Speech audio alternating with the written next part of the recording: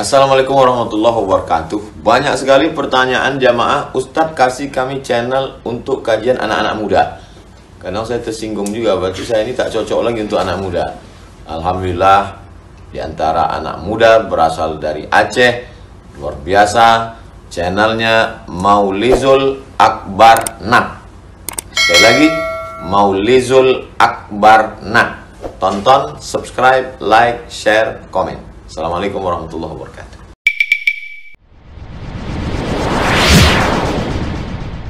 Apa hukumnya istri pergi umrah tanpa ditemani oleh mahram atau tidak ditemani oleh suaminya? Jadi perlu dipahami dulu, safar itu ada 3 model. Ada safar wajib. Safar wajib itu pada sesuatu yang wajib dia lakukan, seperti haji dan umrah pertama. Umrah pertama wajib. Mazhab Syafi'i pun mengatakan umrah pertama wajib. Wa atimul hajja wal umrata lillah. Jadi itu namanya safar wajib. Yang kedua safar sunnah. Safar sunnah itu melakukan perjalanan ingin berbuat baik, bertakziah, mengunjungi orang sakit, bersilaturahim. Itu semuanya safar sunnah. Ada safar mubah. Safar mubah itu yaitu safar yang tidak mengundang pahala, sepertinya pergi ke Gunung Salak, bapak ke Keruntuan, kemudian pergi ke Waterboom. Tapi kalau di sana bermaksiat, kita lihat aurat, di situ jatuh ke dalam dosa. Pada dasarnya hukum awalnya mubah. Nah, bagaimana posisi seorang perempuan di antara 3 safar ini? Jumhur ulama mengatakan bahwa kalau safarnya safar mubah dan safar sunnah, maka wajib ditemani oleh mahram. Kalau safarnya safar mubah dan sunnah, wajib ditemani oleh mahram. Yang namanya safar itu melebihi 90 km. Kalau ke Pasar Impres, nak payah nak pengen urinang. Misal isteri mau ke Pasar Impres, itu bukan safar namanya. Walaupun dia keliling-keliling pasar itu hampir 20 kali, sudah melebihi 90 km. Tapi yang dilihat jarak destinasi, jarak tempuh, bukan jarak waktu. Jadi itu wajib mahram, kecuali dalam keadaan darurat. Nah, ini pandangan jumhur ulama dulu. Kemudian yang safar wajib, nah di sini tetap wajib mahram, namun diberikan keringanan, terutama oleh mazhab Malik dan Syafi'i. Pada perjalanan yang wajib, maka si perempuan kalau tidak ada mahram yang bisa menemaninya, dia boleh digantikan oleh sekelompok perempuan yang siqah. Begitu dalam kitab-kitab disebutkan. Boleh digantikan oleh sekelompok perempuan yang terpercaya. Kalau haji, itu sudah ada perempuan-perempuan lain yang satu kloter. Umrah juga satu kloter, satu terbang. Sudah ada ibu-ibu lain yang menjaga. Dibolehkan menggantinya dengan orang perempuan yang lain. Syaratnya perempuan yang menemani itu siqah. Siqah itu orangnya salihah, amanah, terpercaya, bisa menjaga. Jadi bukan berangkat sesama tante-tante hebring, bukan berangkat sesama tante-tante genit. Itu tidak dihitung mahram, tidak bisa menggantikan mahram. Jadi boleh itu kalau umrah pertama. Umrah kedua tak lagi disebut perjalanan wajib. Umrah kedua itu sudah perjalanan sunnah. Wajib ada mahram. Kalau tak ada mahram, jangan berangkat. Namun walaupun begitu, sebahagian ulama yang lain agak lebih lebar lagi pak pembahasannya. Selama dia yakin aman, dia pergi ke satu tempat yang aman, negaranya aman, kondisi di saat itu sedang aman, dia yakin tak mungkin dirampok, tak mungkin dilecehkan, maka tak mengapa dia berangkat dengan keyakinan itu. Dan itulah yang banyak terjadi hari ini. Itu anak-anak gadis kita banyak ke Mesir itu tidak ada mahram berangkat. Tinggal di sana tidak ada mahram, ayah ibunya di kampung. Dia bisa, mungkin dia bisa mengambil pandangan yang terakhir ini. Syaratnya aman di jalan. Itu dalilnya mana pak? Kata Rasulullah, engkau akan lihat nanti suatu masa sepeninggalku ada seorang perempuan berjalan dari Hirah ila San'a. Engkau akan lihat nanti seorang perempuan akan berjalan sendiri dari Hira. Hira itu salah satu daerah di Kufah menuju ke San'a. Dia berjalan sendiri, ya, tanpa ada yang menemaninya. Jadi hadis itu menunjukkan bahawa Rasulullah telah mengatakan akan terjadi masa itu dan dibolehkan. Ya, jadi masih ada lowongan-lowongan selama syaratnya aman. Tapi lebih bagus tetaplah wajib bermahram. Itu yang lebih utama. Pertanyaan kedua. Pertanyaan kedua, mana lebih utama hablum minallah dengan hablum minannas? Yang pertama, tetap hablum minallah. Terutama perkara yang wajib, Pak, rukun Islam. Tetap wajib itu dulu. Begitu kita sudah mulai melakukannya, maka di saat itu muncullah hablum minannas. Di situ nanti disuruh seimbangkan, ya, disuruh seimbangkan, tapi dahulukan dulu perkara wajib. Jadi wajib itu yang disebut hablum minallah. Sebelum kita mengenal orang, mengenal tetangga, itu kita sudah disuruh ajarkan salat dari umur 7 tahun. Jadi ke sana dulu. Setelah tiangnya kuat, lalu kita mulai balik mengenal orang, tahu keadaan. Di situ baru suruh seimbangkan dengan hablum minannas. Nanti hablum minannas ini yang bersifat tolong-menolong, itu baru yang seperti kita sebutkan lebih utama daripada yang sunnah-sunnah. Bukan lebih utama dari yang wajib, lebih utama dari yang sunnah-sunnah. Jadi hati-hati mereka yang terlalu baik dengan tetangga, ya, artinya semuanya di mana ada kebutuhan orang dia ada, ya, pokoknya ada acara walimah dia tolong cuci piring, ada acara kematian dia tolong gali kubur. Baik sekali orangnya. Yang dia tak ada apa? Salat. Jadi salah kalau hablum minannas dianggap lebih hebat daripada yang wajib. Itu salah. Dia yang cerita tadi itu daripada yang sunnah. Yang kita sebutkan tadi itu umrah sunnah. Dahulukanlah dulu menolong orang, baru umrah kalau memang ada rezeki. Begitu. Yang terakhir. Ya, kita ini kadang-kadang ketika ingin berbuat baik, kadang-kadang terjerumus kepada keinginan terjadinya kesalahan. Contoh tadi beri contoh. Ada keinginan untuk salat subuh, tiba-tiba begitu bangun terasa beratnya luar biasa. Kenapa itu sebabnya terjadi? Pertama, fitrah kita, Allah telah membuat kita, ditakdirkan kita punya dua lamah. Dalam hadis Nabi, kita punya dua bisikan. Yang pertama bisikan malaikat, yang kedua bisikan syaitan. Ketika malaikat mengajak berbuat baik, dihantam oleh bisikan syaitan. Makanya keinginan baik itu selalu didampingi dengan keinginan berbuat jahat. Yang kedua, kenapa kita ingin berbuat jahat? Karena ilmu kita kurang. Dua bisikan ini beradu. Yang kedua, karena ilmu kita kurang. Kalau ilmu kita bagus, makin dekat dengan ilmu, dekat dengan Allah, maka makin muncul rasa takut. Di situ iman bertambah kuat. Ya? Nah, jadi tidak ada masalah, Pak. Kalau berbuat baik diiringi dengan kejahatan, itu tidak mungkin kita hilangkan, Pak. Kita bukan Nabi. Nabi dioperasi bisa begitu baik terus-terusan. Kita berapa kali operasi? Cuci darah udah, operasi lambung dah. Kita bukan Nabi yang dibersihkan selalu. Jadi wajar ada dua bisikan itu. Selama kita bertobat, tetap Allah ampunkan. Tadi dalam mazhab Syafi'i, hukum salat berjamaah disebutkan fardu kifayah. Ini fardu kifayah sudah kita jelaskan. Yang dimaksud adalah status salat jamaahnya, bukan bermakna membiarkan dan mengizinkan orang untuk diwakili oleh orang lain. Jadi ini jangan salah faham. Jangan mengira bahawa mazhab Syafi'i mengatakan fardu kifayah, lalu ada orang yang selalu ketika sudah dengar azan, lalu dengar iqamah, ternyata ada imam dan ada dua orang makmum, maka satu kampung yang lain mengatakan kabere, kana ureng. Sudah ada orang, kita gugur dosa kita. Jadi terus dia seperti begitu. Itu salah faham. Mazhab Syafi'i tidak pernah mengatakan bahawa yang lain boleh duduk di rumah, silakan salat sendiri, tidak.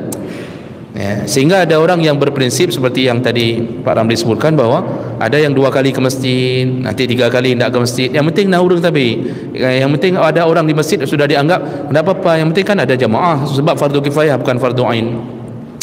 Ini bukan itu yang mau dibilang. Yang mau dibilang dalam mazhab Syafi'i, status salat jamaahnya berkenaan dengan kalau tidak ada yang mendirikan jamaah satu orang pun, terlaknatlah satu kampung. Yang kena berkenan sebenarnya. Kalau satu kampung tidak ada yang mendirikan jamaah, satu kampung itu terkutuk, dilaknat oleh Allah Subhanahu Wa Taala. Maka satu kampung dikuasai syaitan, hidup hancur-hancuran, rezeki tidak berkah, isteri minta cerai, suami selingkuh. Coba bapa duduk di kampung yang tidak ada jamaahnya, hancur tidak hidup. Dan kita selaku orang yang mendengarkan azan itu tetap disuruh ke masjid karena anjuran-anjuran dari hadis yang lain yang tadi disebutkan, salat jamaah lebih utama daripada salat sendiri 27 kali lipat. Itu maksudnya disuruh berjamaah. Lalu kemudian Nabi senantiasa melakukan salat jamaah. Lalu ada kalimat Ibnu Mas'ud yang mengatakan bahawa di masa kami hidup bersama Nabi, orang yang meninggalkan jamaah maka kami tahu bahawa fahuwa munafiqun ma'lumun nifaq. Di masa kami hidup bersama Nabi, ketika ada orang yang tidak berjamaah, di saat itulah kami tahu bahawa dia munafik, sebenar-benarnya munafik. Karena ciri-ciri munafik apa salah satunya apa? Tidak suka salat berjamaah. Munafik itu salat, munafik itu salat, tapi salah satu ciri-cirinya selain malas, dia tidak suka berjamaah. Maka Ibnu Mas'ud mengatakan apa? Di masa Nabi kalau ada yang tidak berjamaah, kami tahu bahawa dia adalah sebenar-benarnya munafik. Makanya tetap kita ni usahakan sampai tidak sanggup jalan lagi baru kita berhenti berjamaah. Sampai tidak sanggup jalan, artinya sudah stroke, tercampak di atas kasur, itu baru kita berhenti. Dan ingat-ingat hadis Nabi, barang siapa yang sebelum sakitnya dia senantiasa berjamaah, atau sebelum safarnya dia senantiasa berjamaah, terus berjamaah, lalu jatuh sakit, apa kata Nabi? Fakana muqiman sahihan. Dihitung pahalanya, walaupun dia salat di atas kasurnya, dia salat dengan berurai air mata menahan kerinduannya menuju ke masjid, tapi salatnya sendirian di atas kasur, dihitung salat pahala jamaah. Syaratnya apa? Sebelum sakit selalu jamaah. Maka Rasulullah mengatakan apa? Igtanim khamsan qabla khamsin. Gunakan yang 5 sebelum datangnya yang 5. Salah satunya adalah sihatuka qabla maradika. Gunakan sehatmu sebelum sakitmu. Maka waktu sehat berjamaah selalu Pak. Nanti dapat bonus dari Allah. Apa bonusnya? Kalau sudah sakit, tekan kita tiba-tiba hilang salah satu sahabat kita. Kemana sudah? Ternyata dapat kabar beliau sudah stroke, tidak bisa datang lagi. Padahal sebelum itu 5 waktu di masjid. Salatnya beliau di rumah, pahalanya pahala jamaah. Jadi bonus bagi orang yang senantiasa taat ke Allah sebelum Allah memberi uzur. Itu hebatnya orang berjamaah. Makanya jamaah tapi tugas isteri itu apa? Dorong suami jamaah. Asal sudah azan, isteri usir suami. Abang masjid, mau cerai apa mau masjid? Isteri itu ngusir suami Pak. Itu baru betul isteri. Jadi jangan isteri itu jangan mengatakan, bang, jangan ke masjid. Bukankah engkau telah berjanji menjadi imamku? Bukankah aku terima lamaranmu gara-gara itu? Lalu suami bodoh ni jadi imam untuk istrinya tiada terusan gara-gara perjanjian. Itu tidak betul itu. Ke masjid, kita kalau ke masjid berjalan dengan baik ke masjid, pulang membawa rahmat dan keberkahan. Maka terjaga semua amalan kita kalau kita pulang dengan salat berjamaah. Kemudian pertanyaan terakhir, apa tadi? Menunda salat Isya. Menunda salat Isya boleh, tapi syaratnya juga disunnahkan berjamaah, disuruh berjamaah. Kalau kita yakin Isya itu punya 2 waktu Pak, di awal waktu dan di akhir waktu. Dua-duanya terbaik, boleh di awal waktu, boleh di akhir waktu. Nabi pernah mengatakan itu. Nah, boleh tunda, tapi nanti usahakan jamaah. Kalau kita yakin kalau kita tunda tidak dapat jamaah lagi, jangan tunda, datang saja di awal waktu. Tapi kalau kita tunda nanti ada kelompok, memang kelompok model slow motion, kelompok-kelompok yang memang selalu terlambat, itu sama-sama berjanji nanti aja kita salat mau menjelang-jelang jam-jam 3, jam-jam 4 misalkan, ada kelompoknya yang berjamaah selalu, tidak masalah, lakukan. Yang jangan coba-coba tidur dulu, ya, rencananya nanti ambil jamaah di waktu yang terakhir, waktu yang kedua, boleh, tapi tidur dulu, terbangun isya besoknya, Pak, isya ke depannya, itu juga bahaya. Jadi oleh karena itu jemaah melakukan Allah, ini kesimpulannya adalah berjalanlah ke masjid dengan adab-adab yang telah diajarkan oleh Nabi SAW. Ada orang yang lemah, arti lemah bukan cacat, tetapi diberikan ekonomi yang lemah, lalu kita menolongnya, bahkan kita berikan pekerjaan, tapi ternyata dia menolaknya. Dia lebih suka menadahkan tangannya, mengemis-ngemis daripada bekerja. Ini salah satu yang disebutkan dalam hadis, ketika ada orang yang meminta di hadapan Nabi mengemis, maka Rasulullah SAW memberikan kapak, yang diberikan alat untuk bekerja. Dalam hadis itu diberikan kapak, pemotong kayu. Kata Rasulullah, berhentilah meminta-minta, carilah, tebanglah pohon yang istilahnya dalam tanda kutip yang boleh ditebang, kemudian juallah. Jadi diberikan kapak oleh Rasulullah, tidak diberikan lagi uang. Nah, ini salah satu yang bisa dicontoh amalan dari Nabi. Orang yang lemah tapi masih kita anggap layak bekerja, karena ada yang memang tidak layak. Kalau dah cacat habis, Pak, itu tidak layak. Yang masih layak bekerja, kita berikan pekerjaan, dia tak mau bekerja, berarti dia telah terjun ke dalam salah satu amalan yang dilaknat, yaitu mengemis. Mengemis, meminta-minta, jangan pikir amalan mubah. Mengemis bukan mubah, sunnah apalagi. Jangankan sunnah, mubah saja tidak mengemis, tidak boleh. Kenapa? Ada hadis Rasulullah melaknat para pengemis. Kata Rasulullah, man fataha baba mas'alatin fatahallahu alaihi baba faqrin. Barang siapa yang sudah membuka pintu-pintu untuk mengemis, artinya dia sudah mulai mengemis, maka Allah mulai membuka pintu kefakiran untuknya. Maka para pengemis itu miskin, terus-terusan miskin, yang menadah-nadahkan tangan. Hadis lain menyebutkan, Rasulullah berkata, para pengemis yang tidak mau bekerja nanti dibangkitkan di hari kiamat dalam keadaan wajahnya tidak berdaging. Jadi bangkit dengan bentuk wajah seperti tengkorak. Kenapa? Seperti mereka membuang rasa malu mereka di wajah mereka. Mengemis itu kan membuang rasa malu, Pak. Artinya menengadah laki-laki hana maleli, laki kena itu nak malu lagi. Begitulah Allah membuang daging di wajah mereka ketika mereka dibangkitkan hari kiamat. Itu hadis-hadis yang sahih. Semua itu menunjukkan apa? Jangan manjakan pengemis. Boleh tak buka pintu mobil ketika berhadapan dengan pengemis di lampu merah. Makanya himbauan pemerintah itu betul. Jangan berikan sedekah ke pengemis lampu merahnya, betul, Bang. Karena itu menjadi hobi, pekerjaan. Padahal orangnya mampu, jualan saja banyak orang sayang. Kalau dia jualan banyak orang sayang, tapi tidak mau dia lakukan itu. Maka itu boleh diabaikan. Boleh diabaikan. Jadi jangan manjakan mereka. Bibut, haitembut kakek bah menani gede. Itu termasuk yang dilaknat oleh Rasulullah sallallahu alaihi wasallam.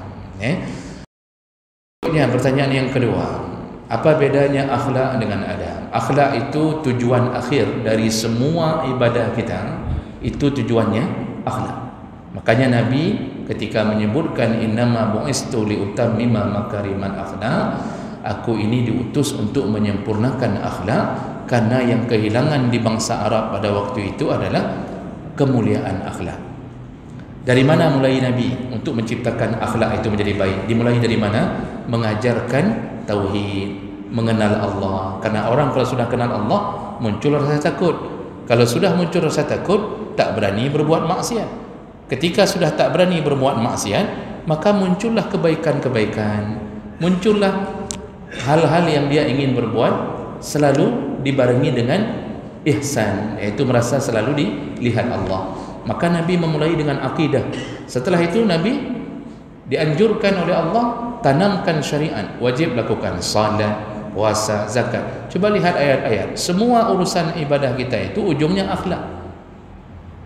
Makanya ketika disebutkan as-salatu tanha anil fahsya wal munkar, inna as-salata tanha anil fahsya wal munkar, salat itu mencegah kemungkaran, ujungnya akhlak.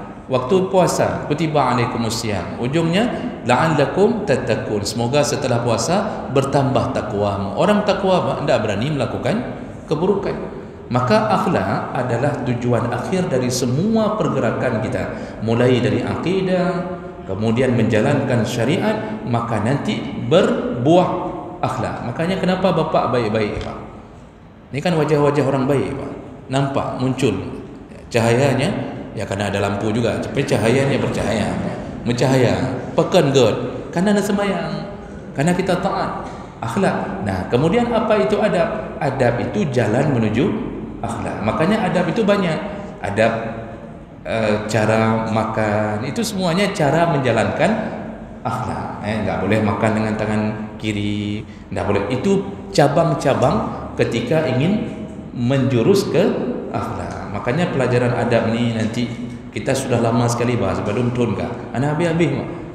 Ini kita belum masuk ke adab mencari rezeki. Saya baru bahas mukaddimahnya, bagaimana rezeki itu bisa berkah. Nanti ada adabnya. Ya.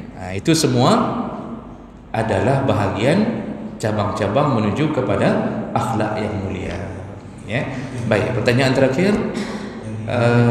Ada orang yang kadang-kadang cuma mengerti cara melakukan ibadah contohnya, tapi ketika kita tanya, dia tak tahu mana rukun, mana sunnah salat, dan itu wajar, Pak.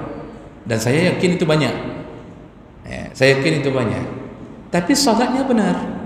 Jadi bagi orang yang berilmu, dia tahu ini salatnya sudah betul. Cuma waktu kita tanya, duduk di antara dua sujud yang wajib bersunnah, duduk di antara dua sujud misal, itu ada yang tak tahu itu. Dia tanya lagi, yang duduk di antara dua sujud yang paling, dia tanya. Tapi waktu dia salat, ada dia lakukan itu. Kita tanya, itu bacaan dalam sujud, bacaan dalam rukuk sunnah apa tidak? Dia tak tahu itu sunnah apa wajib, tak tahu. Tapi dia lakukan dengan benar. Maka orang yang begini mengerti pun sudah diterima ibadahnya. Namun apa bedanya dengan orang berilmu? Orang berilmu, wallazina utul ilma darajat, yang berilmu lebih tinggi derajatnya. Jadi orang-orang awam nih, ya, yang asal ibadahnya bagus, puasanya bagus, dia tahu tapi tidak tahu dalilnya, tidak hafal ayat, tidak hafal hadis, dia diterima ibadahnya, itu sudah bagus. Tapi begitu dia mulai menuntut, mengaji, seperti bapak mengaji, utul ilma darajat, yang mulai menuntut ilmu derajatnya lebih tinggi. Artinya apa? Dia di sisi Allah diberikan kelebihan-kelebihan yang lain. Baik, kalau seandainya orang yang membadalkan haji, setelah dia badalkan, dia tadi kan sudah pernah haji, berarti ini sudah pernah haji, lalu dia membadalkan orang di tahun berikutnya. Nah, setelah dia membadalkan orang, bolehkah dia meniatkan haji untuk dirinya sendiri? Ini tergantung, Pak. Kalau dia meniatkan haji yang Bapak maksud di tahun berikutnya, itu tidak ada masalah. Kalau tahun itu tidak boleh, karena pada dasarnya tidak ada haji pada diri seseorang dua kali haji. Tidak ada haji pada diri seseorang dua niat. Makanya tadi yang ngambil badal haji lebih daripada satu, Pak. Dia niat tu fulan, dia niat tu fulan. Sekali dia berangkat, niat ada 5 orang dalam hatinya. Niat mandumnya tukang semengen, Pak. Itu tidak sah hajinya. Jadi tidak ada cerita boleh membadalkan haji di atas nama 2 orang sekaligus. Termasuklah atas dirinya sendiri. Jadi dia itu memang berangkatnya itu atas nama orang. Tubuhnya saja tubuh dia. Tetapi semua perjalanannya adalah nama orang yang dia badalkan.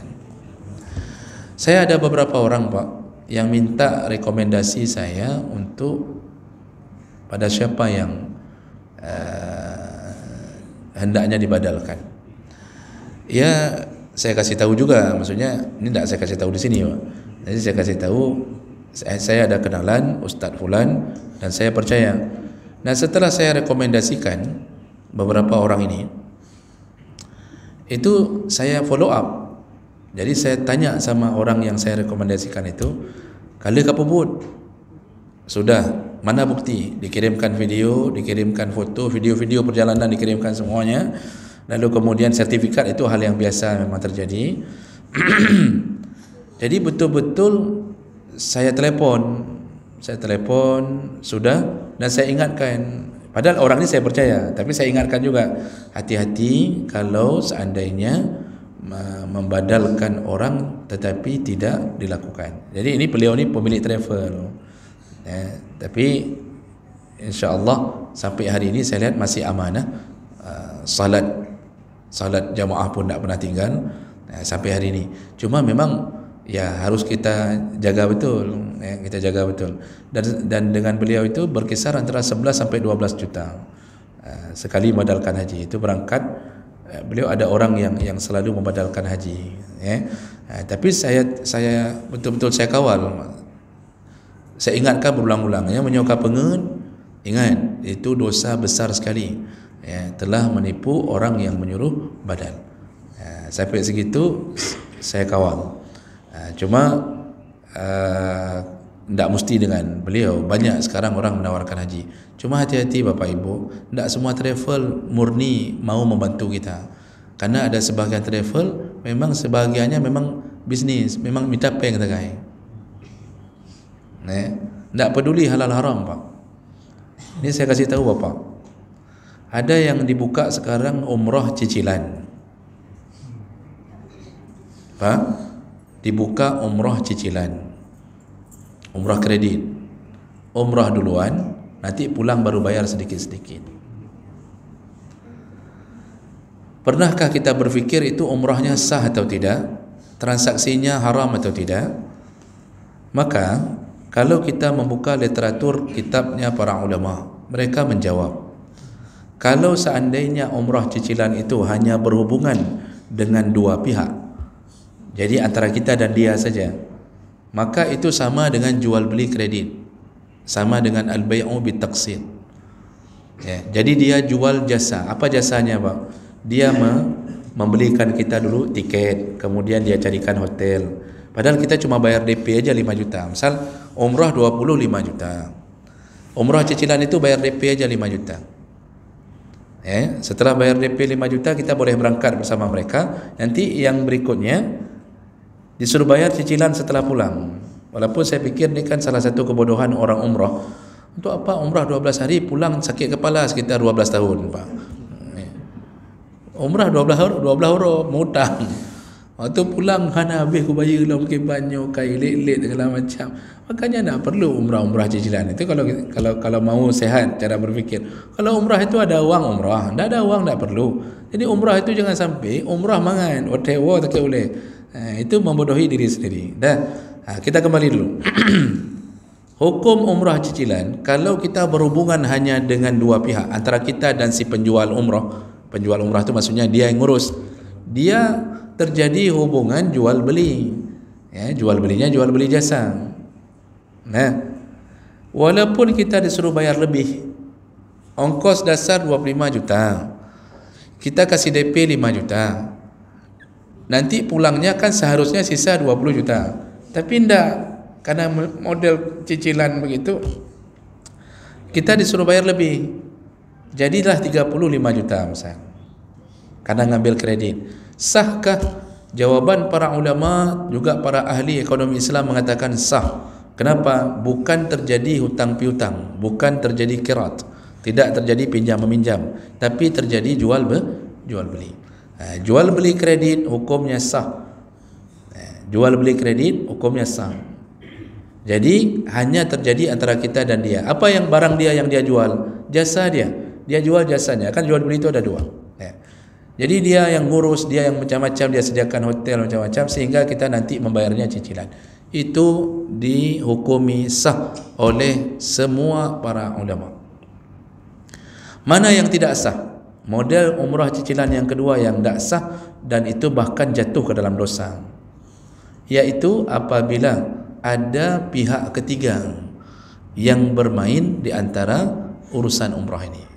Contoh Pak, Bapak ikut umrah cicilan dari satu travel, lalu kemudian diberangkatkan, dan waktu pulang Bapak tidak membayar lagi semua sisa cicilan itu ke travel itu, tapi malah membayarnya ke pihak ketiga. Apakah bank? Bapak kan sering lihat iklan banner Pak, berhaji dengan bank fulan, mari berhaji, padahal bank itu tidak ada travelnya. Atau dengan koperasi, jadi misal koperasi guru, lalu menawarkan umrah ke guru-guru. Nanti waktu pulang kita bukan membayar cicilan itu ke pihak travel, tapi bayarannya ke pihak ketiga. Apa yang terjadi Pak? Ternyata pihak ketiga sudah melunasi ongkos umrah kita. Umrah 25 juta, kita bayar 5 juta, 20 juta itu langsung dilunasi oleh pihak ketiga. Lalu diikatlah kita menjadi nasabah pihak ketiga, disuruh bayar lebih daripada yang dia pinjamkan ke kita. Dia tidak punya barang, dia tidak punya apa-apa, tidak punya travel, dia hanya meminjamkan uang ke kita dengan cara melunasi. Jadi 20 juta dilunasi. Waktu diminta balik uang dia, bukan 20 juta, menjadi 25 juta. Sehingga tidak lagi terjadi jual beli, terjadilah hutang piutang di atas dasar riba. Dia mengambil manfaat di atas pemberian hutangnya. Nyo haram, nyan umrahnya tidak makbul, bahkan jatuh ke dalam dunia riba. Dan itu travel sebahagian melakukan itu. Makanya Pak, ketika mendapatkan tawaran umrah cicilan, lihat dulu perjalanan skema kemana uangnya. Kalau langsung dengan mereka, insya-Allah tak mengapa. Tapi kalau main pihak ketiga, itu sama. Rumah KPR kayak gitu juga hukumnya. Beli motor Pak, beli motor di showroom, ternyata kita tidak bayar lagi ke showroom, berikutnya sudah ke Adira, berikutnya sudah ke macam-macam. Yang haram.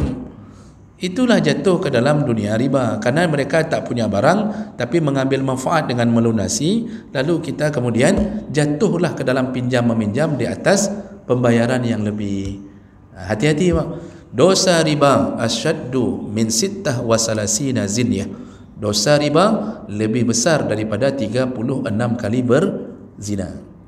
Ini cukup capek, cukup bangga menggerebek orang zina. Padahal yang gerebek orang pajuh riba mandum, orang nak kredit mandum, orang yang taruh semua SK di bank. Waktu tangkap orang berzina, mandikan, masukkan ke paret, dicelup-celup, dibuat jadi jus, macam-macam dibuat. Yang nangkap orang pajuh riba. Apa kata Nabi? Dirhamun ya'kulul 'abdu minar riba. 1 dirham engkau bergaul dengan riba, asyaddu min sittah wa salasina zinyah. Dosanya lebih besar daripada 36 kali berzina. Dalam hadis lain, karrajul ya'ti ummah. Kalau main dengan dunia riba, baik nasabahnya, rentenirnya, dosanya seperti berzina dengan ibu kandung sendiri. Begitu besarnya dosa riba. Jadi jangan asal-asalan ketika menerima tawaran untuk talangan untuk melakukan umrah cicilan. Lihat-lihat dengan siapa bapak bergaul. Lihat-lihat ibu dengan siapa yang punya travel itu, orang tahu agama atau tidak. Karena sebahagian orang kadang-kadang bisnis Pak di atas itu. Dia tidak peduli halal haram. Jadi kewajiban suami benar bahwa berbentuk kewajiban yang zahir dan yang batin. Yang dimaksud dengan kewajiban yang lahir adalah memberi nafkah lahir untuk kehidupan keluarganya. Allah menyebutkan wa'ashiruhunna bil ma'ruf, berbuat baiklah engkau kepada isteri-istrimu, atau bergaullah engkau dengan isteri-istrimu dengan cara yang baik. Nah, cara yang baik ini yang dimaksud dalam tafsir adalah memperlakukan istri sebagaimana yang dituntun syariat, berupa memberi nafkah. Dan kita laki-laki itu dihargai oleh perempuan karena nafkah.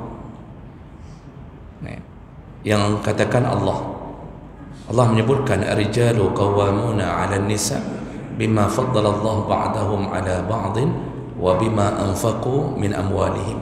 Laki-laki itu dikodratkan Allah menjadi pemimpin.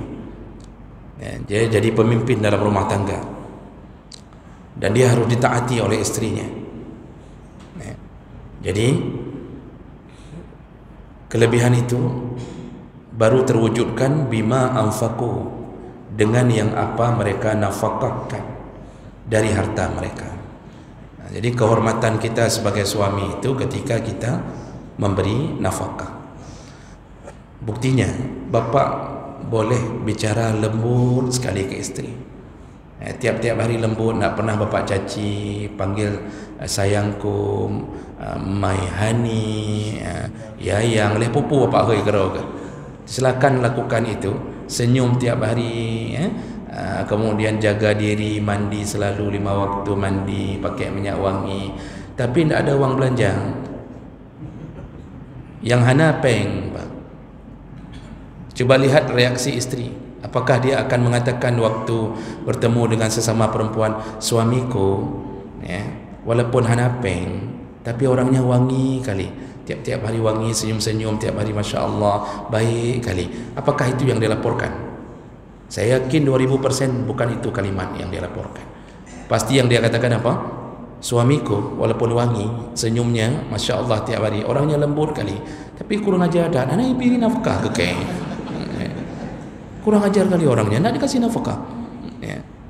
Ujungnya apa Pak? Minta cerai.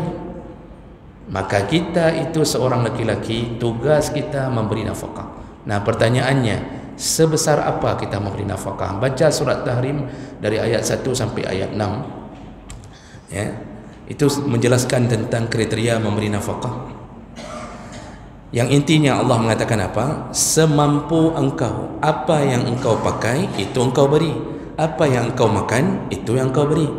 Jadi semampu kita, tidak diberi beban di luar kemampuan. Nah, dengan memahami itu berarti wajib bagi suami memberi nafkah, tetapi jangan memaksa diri sampai terjun ke maksiat demi memenuhi nafsu istri.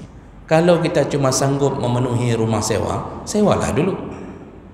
Jangan sampai istri mengatakan, bang, mungkin dah tinggal rumah sewanya aju-aju, pinjamlah uang di bank bang. Nah, itu jangan sampai ke situ. Semampunya, mampu makan belanjanya sekian 2 juta, berikan 2 juta. Yang intinya kalau kita kadar kemampuan besar, gaji 15 juta, ya sesuaikanlah.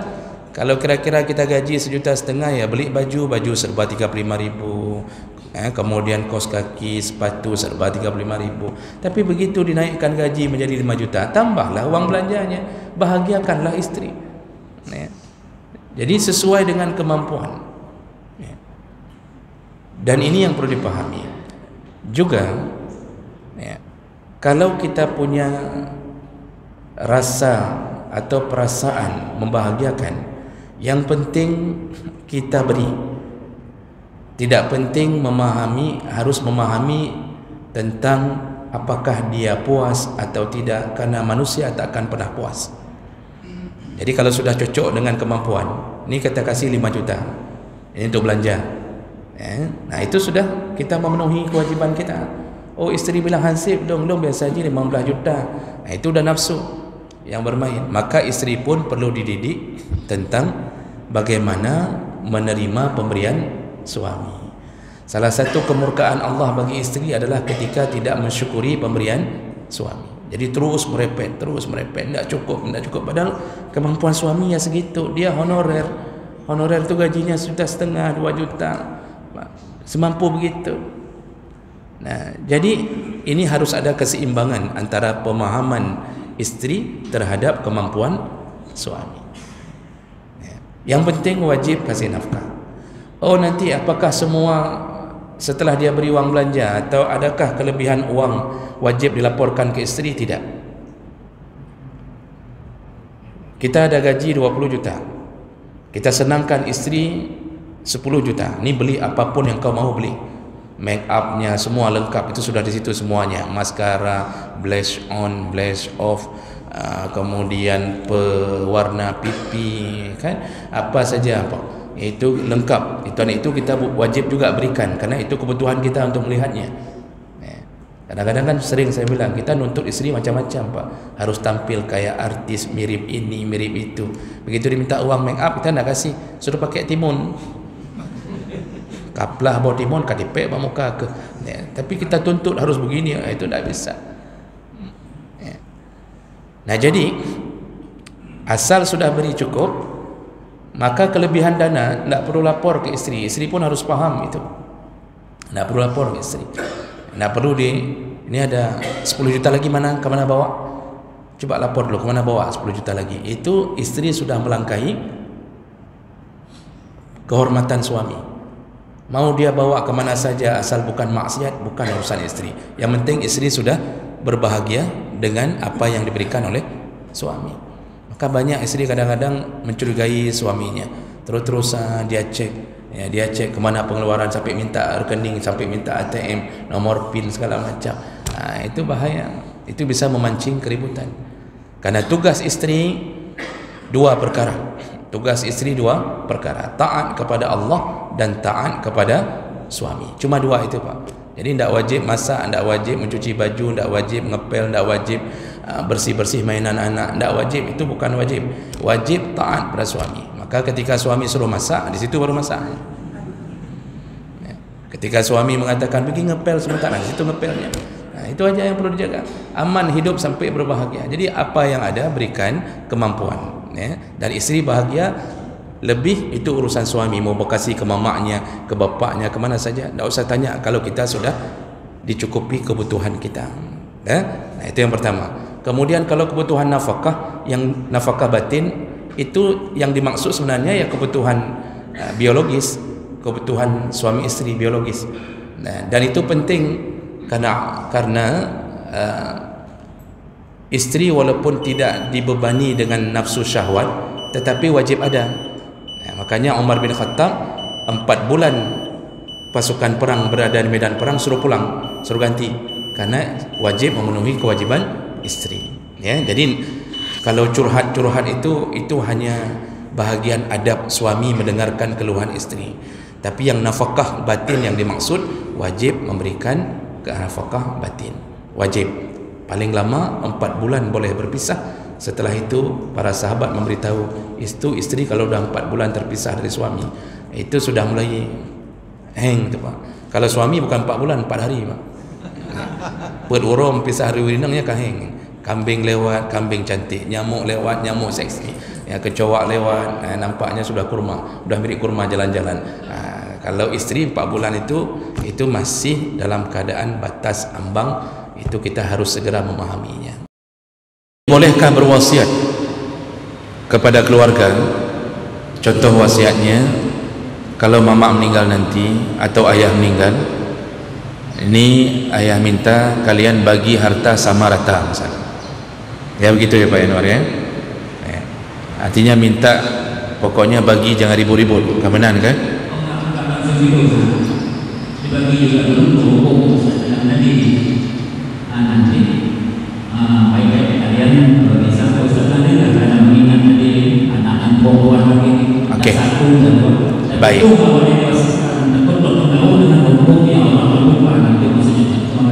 Baik. Dia minta supaya anaknya berbagi dengan hukum Allah. Nyan hana pereja kewasi Pak. Karena hukum warisan itu bukan diwasiatkan, memang harus dilakukan seperti hukum Allah. Tidak bisa kita wasiatkan ini bagi dengan hukum Allah ya. Tidak perlu dibilang pun wajib. Cuma kalau kita ingin memberi wasiat, wasiatnya kita melakukannya dengan cara begini. Ini jangan sampai harta ini tidak dibagi kecuali dengan hukum Allah. Maksudnya kita mencoba menghindarkan anak-anak kita dari pertikaian, sehingga kita meminta agar dilakukan dengan hukum Allah. Itu wasiat supaya mereka tidak ribut boleh. Lalu kemudian kita minta nanti setelah bagi wasiat, ya kalian setelah bagi warisan kalian berbagilah, bagi-bagilah dengan adik-adik ini yang perempuan, agar sama rata ujungnya. Nah, kalau kita minta untuk dibagi sama rata setelah bagi warisan, maka wasiat ini wasiat yang boleh tidak ditaati, karena wasiatnya melanggar syariat. Apa wasiat melanggar syariat? Yaitu tidak ada kewajiban wajib memberi sama rata setelah dibagi dengan hukum Allah. Nah, itu terserah keinginan masing-masing dari anak-anak kita. Mau dia kasih ke adiknya boleh, tidak dikasih boleh. Cuma kalau dia lihat adiknya itu punya andil kuat memelihara ayah ibu, maka sebaiknya dia memberi. Nah, jadi benar bahwa tidak boleh memberi wasiat wajib begini nanti ujungnya, karena itu akan mengganggu proses setelah terjadinya warisan. Satu lagi wasiat yang tidak boleh, Pak, yaitu tidak boleh berwasiat harta untuk ahli waris. Tidak boleh kita mengatakan ni kalau ayah meninggal, ni rumah yang di sana itu untuk adikmu yang perempuan ya. Itu tak boleh. Kenapa? Karena dia nanti akan mendapatkan double, dari wasiat dapat, dari warisan dapat, dan itu akan menjadi pemicu timbulnya sengketa. Makanya Rasulullah yang mengatakannya, la wasiyata li waris, tidak boleh berwasiat untuk ahli waris. Wasiat apa? Wasiat harta. Jadi kebiasaan di sebahagian daerah kita, nyanjuk rumah ke anak inang, kalau mau kasih jangan wasiat, kasih di masa hidup. Tapi kalaupun mau dihibahkan, Rasulullah paling benci hibah orang tua yang tidak adil dengan anak-anaknya, sehingga Rasulullah tidak mau menjadi saksi ketika terjadi di masa sahabat. Kalau mau kasih hibah untuk anak-anak wajib adil. Adil itu ya sesuai dengan kemampuan anak. Yang sudah PNS kasih begini, yang P3K kasihnya ini, kalau yang nggak ada kerja, yang penting semuanya dapat.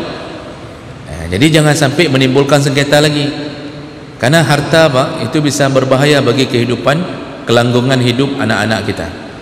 Itu tidak boleh berwasiat kepada ahli waris, karena wasiat itu dilakukan setelah meninggal, hibah dilakukan masa hidup. Maka tidak boleh berwasiat ini satu pintu untuk ini, tidak boleh, karena mereka nanti akan mendapatkan dua kali, warisan dapat, wasiat dapat.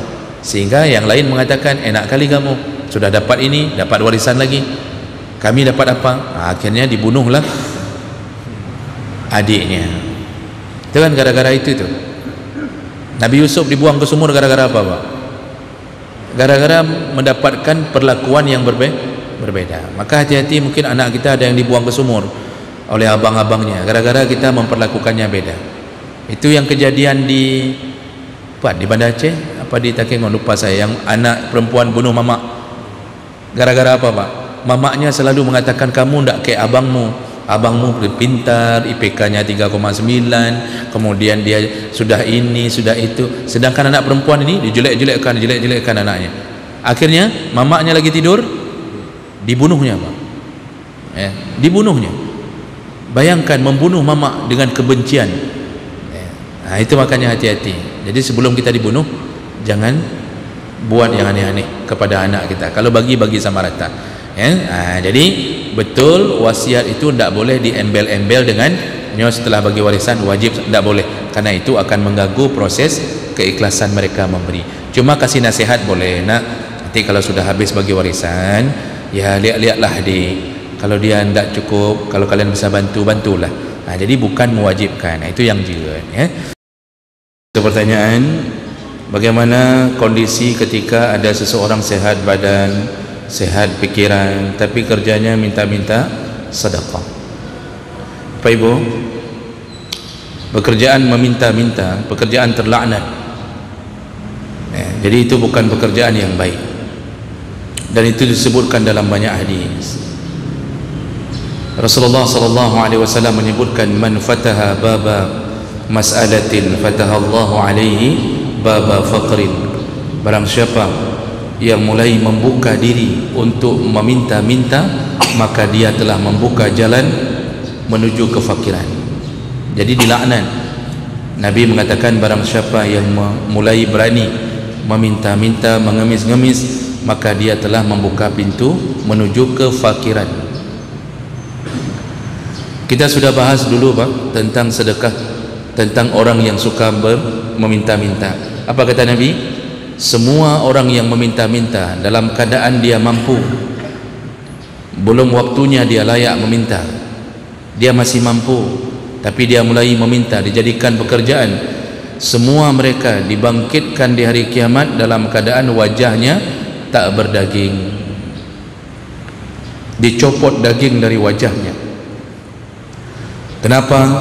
Begitulah di dunia dia menghilangkan rasa malu di wajahnya, berdiri di lampu merah, keliling sana nyan hana malele, karena bud melakainya bud hana malele, sedangkan tanda iman malu. Kita kan bilang sama anak kita kalau kita beriman, nak jangan minta-minta, jangan minta sama orang ya. Ini kalau datang tamu jangan bilang-bilang ampau, jangan bilang-bilang. Biar mama aja nanti yang minta. Berarti mamanya yang kurang ajar. Anaknya ditahan-tahannya. Tapi itu kalau kita bilang jangan minta, kita punya perasaan tak berani minta, itu iman. Begitu iman lepas, malu muncul, rasa tidak malu muncul. Makanya mulai datang kedai kopi, taruh amplop, keliling, ambil. Kadang-kadang orang angkat tangan dari dalam mobil tu, tak malu lagi tu, lihat wajah orang tak malu lagi tu, berhenti gitu. Semua mereka dilaknat oleh Allah sampai diancam hari kiamat bangkit dalam keadaan wajahnya tak berdaging. Kalau semua pekerjaan ini adalah pekerjaan yang dilaknat, maka kita tak boleh mendukung orang-orang yang sedang dilaknat. Jadi kalau ada anak muda bawa celeng, penipuan banyak sekali Pak. Yang bawa sertifikat pesantren yang rata-rata semengut, walaupun yang betul tapi rata-rata semengut. Bawa celengan tulis bantulah pesantren. Nanti waktu kita telefon pesantren tu tidak ada, kami tidak suruh begitu. Jadi rata-rata penipuan. Apa yang harus kita lakukan? Jangan kasih. Yang perlu dikasih kalau kita lihat nyata di depan kepala, di depan mata kita, memang perlu dibantu. Cacat habis, kemudian dia kepala rumah tangga, itu kita lihat laki yang mengemis itu dan betul-betul cacat, tidak ada harapan hidup. Kita kenal dia, kita kenal keluarganya. Kalau dia tidak mengemis, entah apa dia makan, itu baru boleh kasih. Tapi model-model yang berkembang hari ini lampu merah Pak, emak-emak datang dari Merdu, datang dari Biren, ada yang dari Melabuh kerja di Sigli, ada yang dari Sigli kerja ke Banda Aceh, entah kemana-mana mereka pergi untuk cari mengemis itu tidak perlu dikasih ya Pak. Saya tidak pernah kasih, tidak pernah saya kasih, karena memang hadis menyebutkan itu bukan perbuatan baik.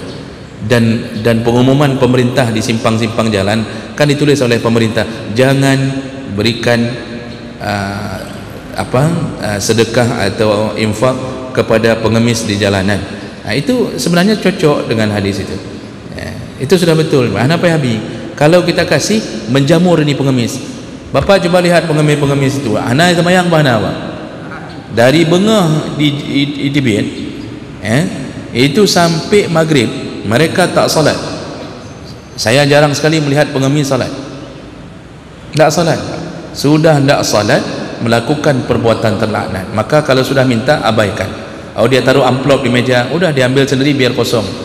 Karena itu memang kadang-kadang tidak betul Pak, tidak jujur. Banyak tidak jujurnya. Itu anak-anak yang kerja pun itu kadang-kadang dipelihara oleh agen, agen pelih anak min.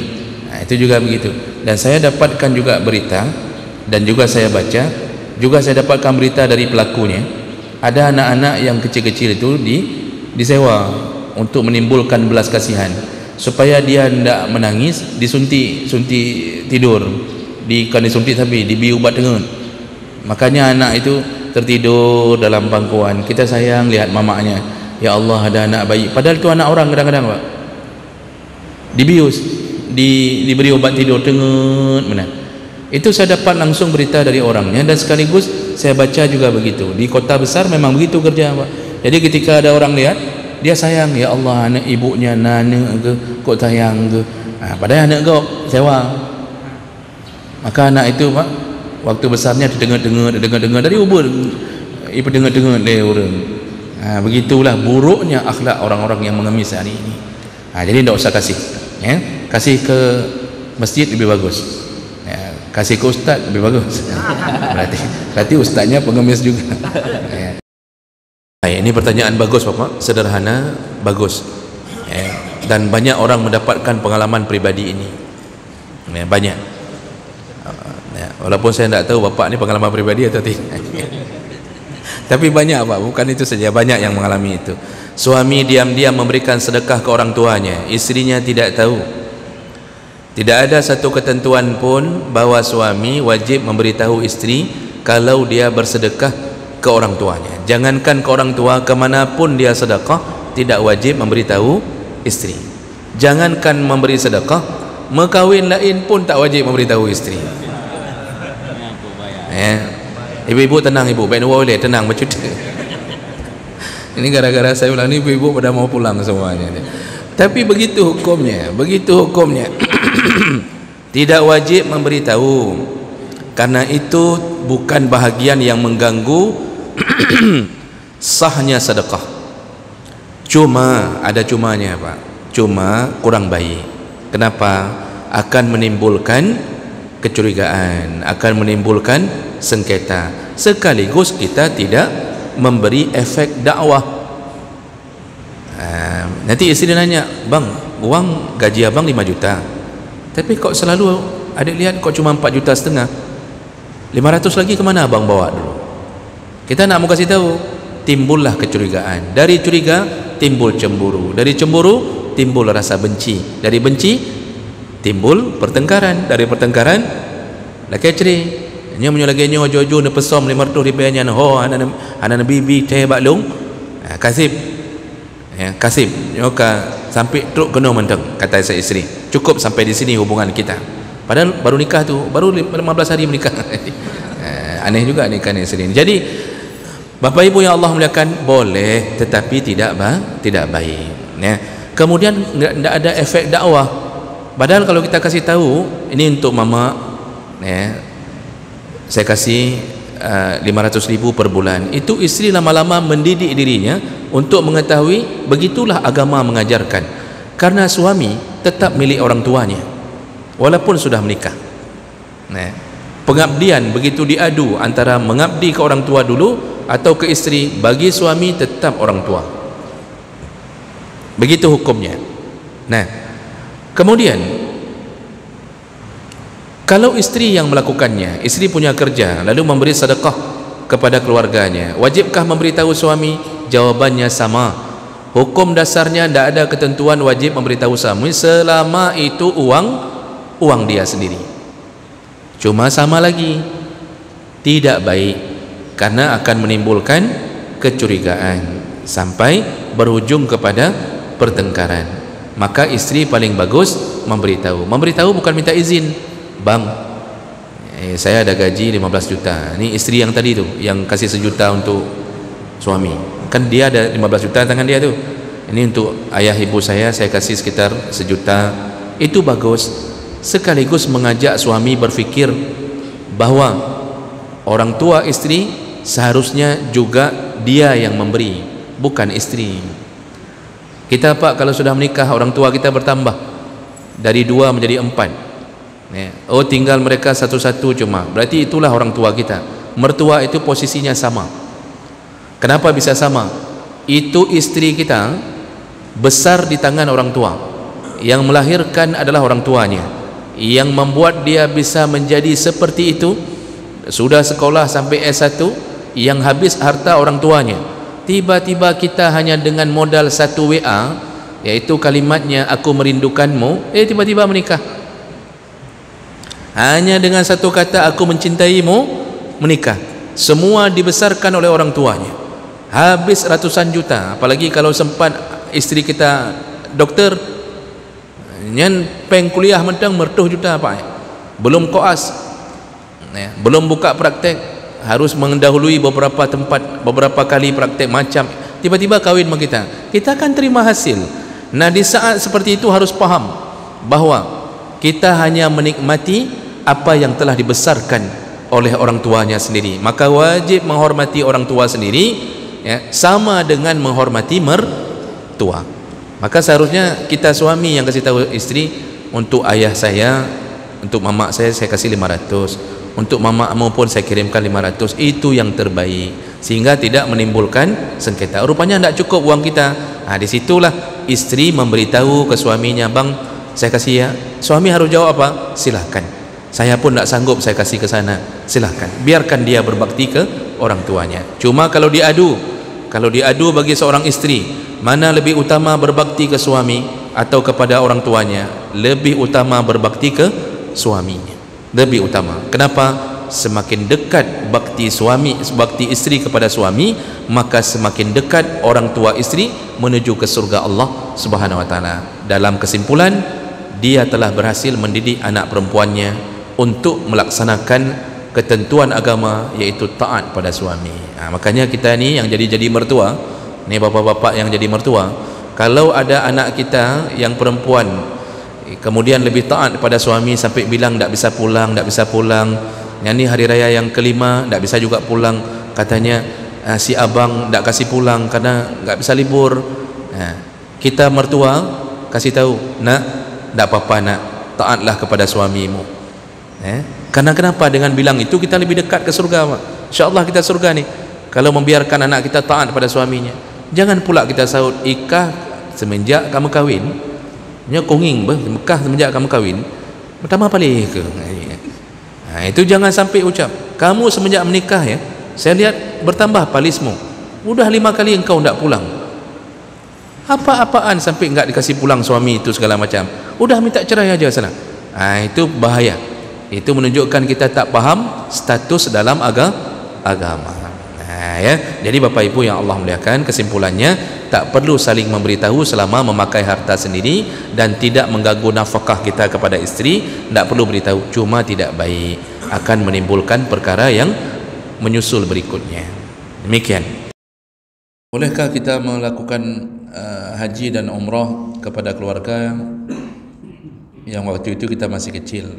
Itu Pak, badal haji dan badal umrah itu kita sudah pelajari bahwa dia bisa dilakukan dengan 2 syarat. Yang pertama, dilakukan bagi orang yang masih hidup tapi tidak mampu lagi menuju untuk melakukan haji atau umrah. Masih hidup tapi sudah tidak mampu lagi, apakah karena faktor tua, cacat, sakit-sakitan, tapi dia ada uang, itu boleh badal walaupun masih hidup. Boleh badal haji, boleh badal umrah. Yang kedua, sudah mampu haji tapi didahului oleh kematian. Ini kita sudah daftar nih, uang banyak, sambil nunggu kapan dipanggil, karena kan kita tertunda dipanggil gara-gara si Yakut. Korupsi dia 10 triliun itu sudah cukup untuk membuat kita tertunda. Ini meninggal dalam keadaan menunggu, ini boleh dibadalkan. Jadi walaupun kita dulu waktu kecil tidak dibilang apa-apa, kalau orang tua kita sudah termasuk orang yang wajib haji, maka itu termasuk perkara yang dibolehkan untuk membadalkan. Tapi kalau masih hidup, sehat-sehat saja, itu tidak boleh badal. Itu harus berangkat sendiri. Karena haji itu tidak boleh diwakilkan oleh orang lain kecuali dengan 2 keadaan tadi. Umrah juga begitu. Umrah yang dimaksudlah umrah wajib. Kalau umrah sunat sampai ke sana kita umrah atas nama orang tua, kita umrah. Kalau umrah sunat tidak apa-apa. Sebagian ulama membolehkannya. Masih ada, Bapak Ibu? Ya, silakan. Meminta agar diwafatkan di Makkah atau Madinah. Memang boleh atau sunat? Memohon agar diwafatkan di Madinah itu boleh. Memohon itu boleh. Karena memang ada hadis Nabi, kalau engkau bisa meninggal di Madinah, meninggallah di Madinah. Jadi Nabi kan ingin mengatakan, maksudnya seandainya engkau bisa meninggal, itu kan seakan-akan kita menentukan meninggal kita, padahal kan kita tidak bisa menentukan meninggal kita. Berarti salah satu caranya bermohon, bermohon agar kita bisa dimeninggalkan di tanah Mekah atau Madinah, karena memang kemuliaan tanah tersebut. Itu ada hadis yang menyatakan kelebihan orang meninggal di sana. Cuma Allah Subhanahu wa taala dalam takdir menyebutkan di dalam Al-Quran, yaitu kita ini dimulai kehidupan kita dari alam rahim sampai meninggal, itu sampai tanahnya sudah ditentukan di mana tanah kita meninggal. Cuma takdir bisa merubah doa. Takdir bisa merubah doa. Doa bisa merubah takdir. Selama takdir itu bukan takdir mubram, bukan takdir yang telah dipatok oleh Allah, bisa. Bisa saja Allah rubah dengan permohonan kita agar meninggal dalam keadaan husnul khatimah, agar meninggal begini, Allah bisa rubah. Jadi tidak apa kalau seandainya seseorang bermohon-mohon ke Allah, meninggalkan aku di tanah haram, itu tidak mengapa. Ya.